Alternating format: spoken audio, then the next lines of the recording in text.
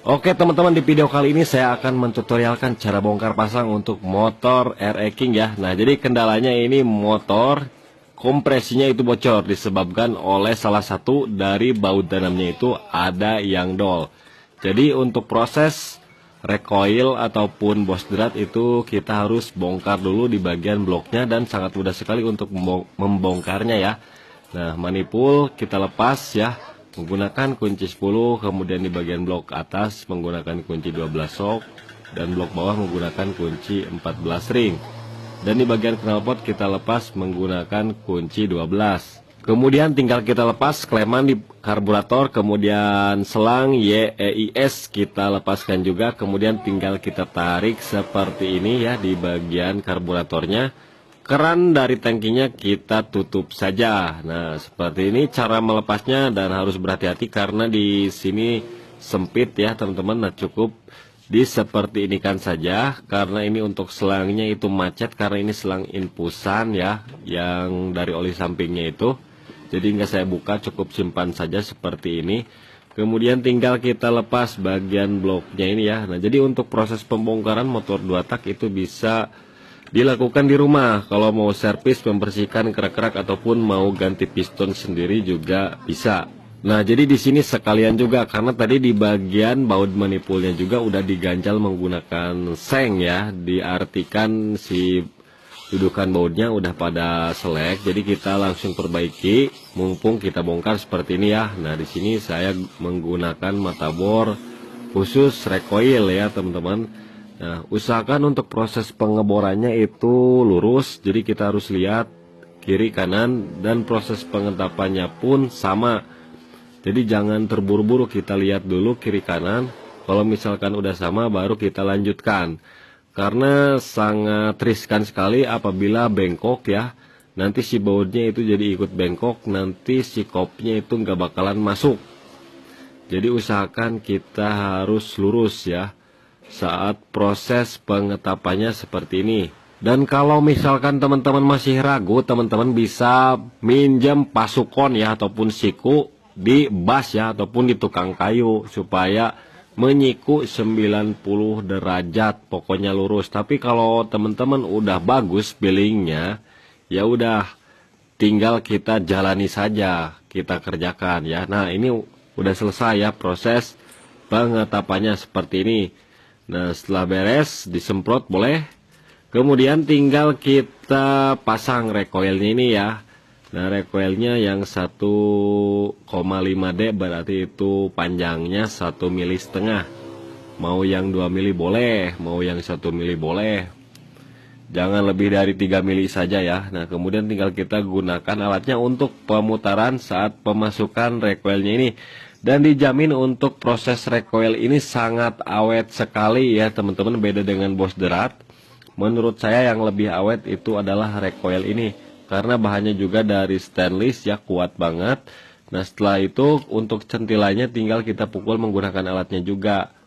Nah, sudah masuk ya, tinggal kita pasang baut tanamnya juga. Nah, seperti ini kita gunakan mur ya.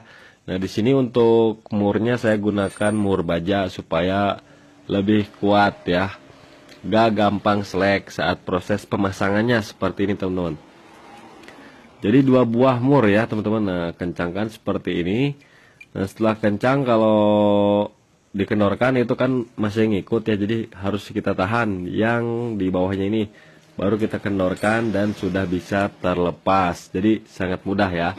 Kemudian tinggal kita paskan, coba dulu kalau misalkan kurang pas itu berarti gagal ya, jadi bisa kita pukul menggunakan palu.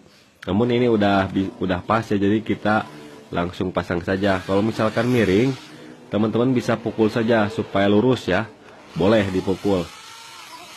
Kemudian untuk manifold ataupun membrannya ini ya, rotari, membran, diafragma itu kita bor juga nih, yang atas dan bawah sama halnya menggunakan recoil ya. Karena di sini kan saya belinya yang satu set. Kalau misalkan teman-teman ada yang nanyain harganya berapa itu untuk alat recoil seperti itu, kurang lebih lah 600 sampai 550 ya, 55 sampai 600 ya.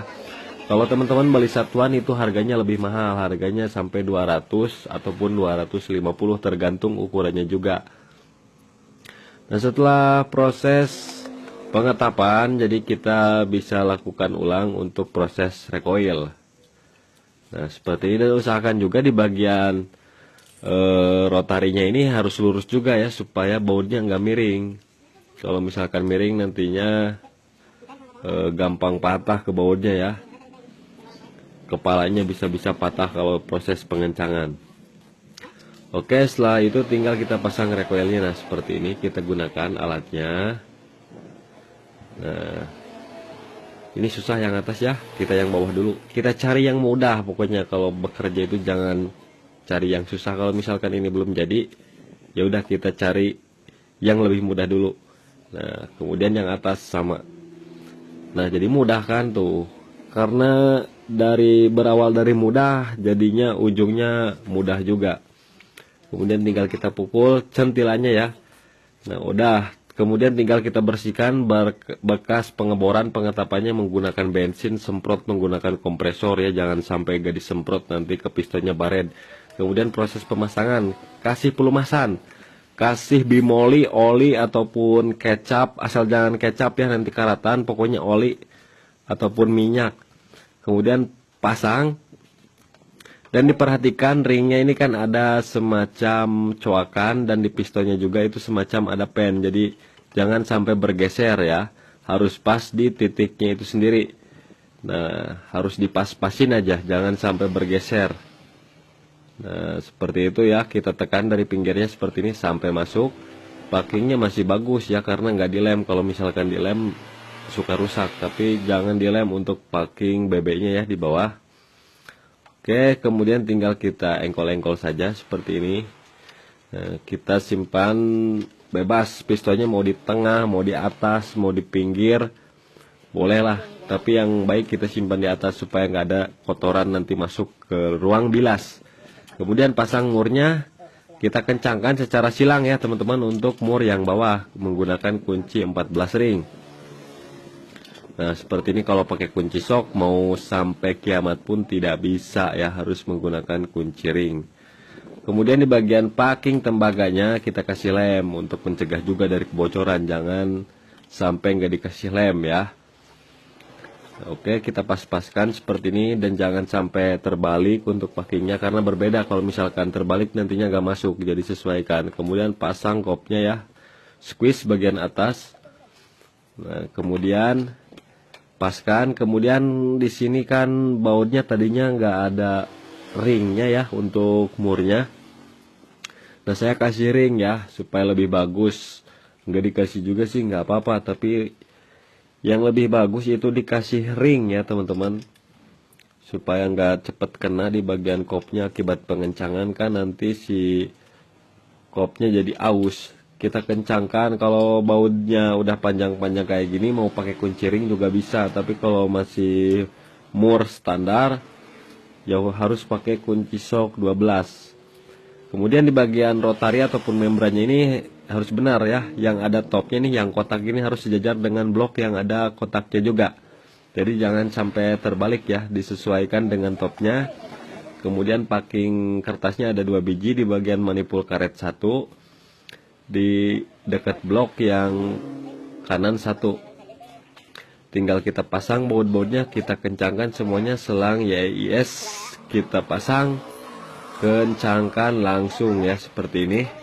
Kemudian untuk knalpot udah dipasang juga ya teman-teman, tinggal kita kencangkan semuanya. Nah, untuk AIS kita gunakan obeng plus ya untuk pengencangannya.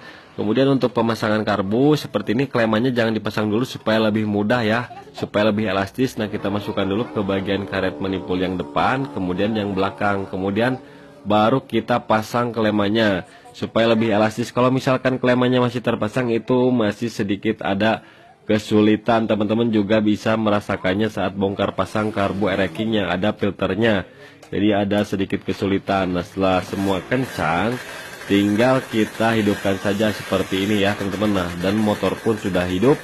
Kemudian tinggal kita coba blayer-blayer lagi. kita lihat kompresinya apakah masih bocor atau tidak, dan pastinya tidak bocor karena baut yang dol itu sudah kita perbaiki ya teman-teman.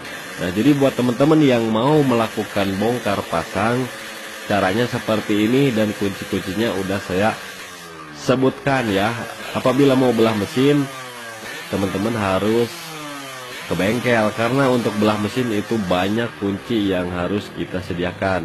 Oke teman-teman ya, mudah-mudahan video ini bermanfaat.